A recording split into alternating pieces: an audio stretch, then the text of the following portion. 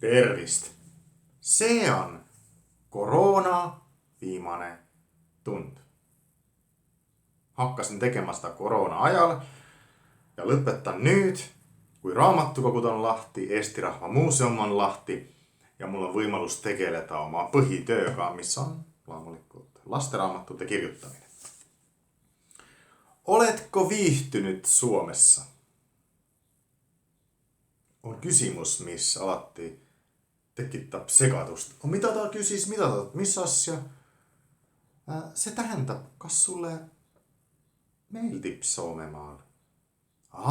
Kui saad aru, mitä kysytakse, siis vastus on muidugi olen viihtynyt oikein hyvin. Kui ei ole väga hästi läinud, võid öelda, olen viihtynyt ihan hyvin. Olen viihtynyt, joo. Joo. Võib ka öelda. No se viihtyä on sellainen huvittava asia. Sest viihde on meelelahutus. Viihtynyt. Ega lõppu ma tahankin soovida. Mä kirjoitan sellaisia ylös. Sest siinä on natuke raskeet häälikkuit.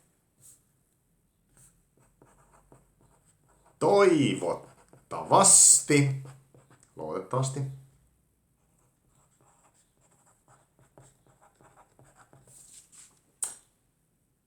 Toivottavasti viihdyt Suomessa. Toivottavasti sinulla on Suomessa hauskaa. Toivottavasti rakastut Suomeen. Kahju on lõpetada seda sarja, aga nii on, et iga asi lõpeb omal ajal. Võib-olla jätkan kunagi. Aga see on ametlikult minu viimane tund.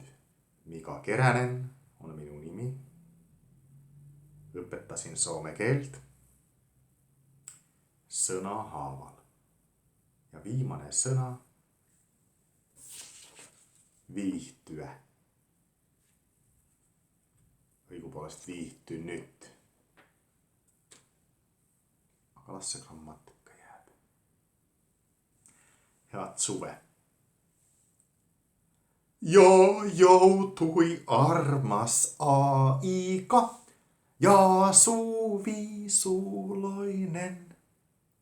Kauniisti joka paikka korista kukkanen. Niimoodi algab Soomes suvi lastel koolis, sest iga kooliaasta lõpeb sellega, kui koos lauldakse üks kristlik laul, mille pealkiri on Suvivirsi.